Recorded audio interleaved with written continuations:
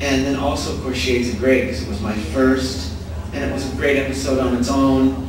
And because I got to work so much with Linda, who I knew for several years before the show, and that was in and of itself a treat. And I, of course, when I was doing that, I didn't know that I would continue with the show. And I was telling some people last night about the opening scenes of Shades of Grey. When I see that, it's really difficult, because I haven't seen it in years until the DVDs came out.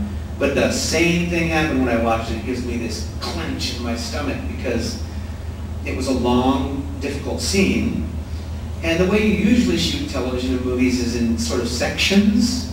And so I was coming and going, well, this is very long, and we're going to do sections. I've been doing this for years, so I didn't overwork it, because you don't usually want to overwork what you're going to do on camera. It's not like for the stage where you want to be really, because you want it to be looking spontaneous and real, and so too much rehearsal can be bad. And I don't know what these other characters are, because I've never seen the show, so I really don't know, you know, who Vincent is. I mean, I see him on the page, but I don't know.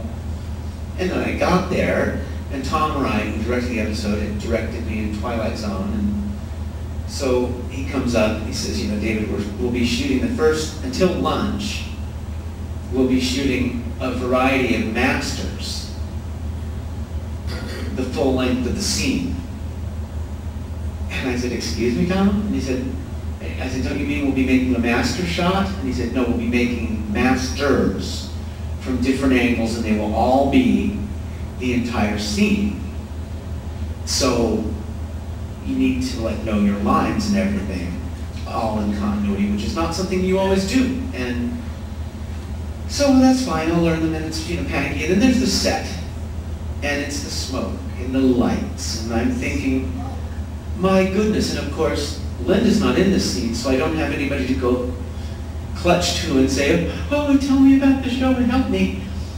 And then I'm introduced to Father, and I turn around and it's Roy Dotrice, who is a hero of mine, an actor I respected as if he was in another class entirely from myself. And so now I'm shooting the scene in continuity 5 times in a row with all these lines, and I'm the center of the scene. And Father is Roy Dotrice, king of the Shakespearean stage.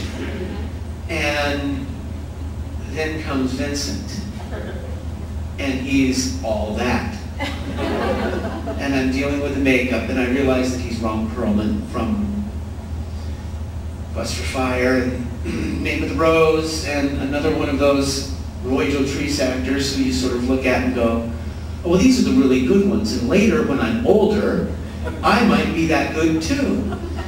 And instead I'm like, I'm carrying the scene, and it's these guys, and it's this set, and it's these long, long shots. And so when I see Shades of Grey, the opening scene makes my stomach go like this, because it was just utterly terrifying. That was the first day I stepped on Roy's foot and found out he was just the hip and the and you know, because I'm like so nervous being around him, I stepped on his foot and didn't even realize it. He said, David, hello.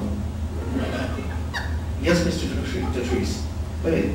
No, it's Roy. Really, you're right. Look. Yes. You see, you're sort of standing on my left foot. And I've had recent surgery. Do you think you'd be so kind as to move a few inches to the side where my foot is not on the space?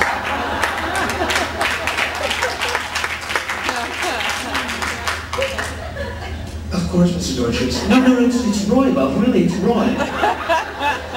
You're doing a marvelous job. I'm loving what you're doing, and I'm dying 1,000 deaths because I've stepped on one of the finest living actors. Well, he's in recuperation, and he's like, the cane is only partly a prophecy. So that day was just one thing after another, but it was also very, very satisfying work at the end of the day. And when I finally saw the episode, it was beautiful and wonderful. And when I saw it recently for the first time in so long, I was very proud of myself and of everybody else.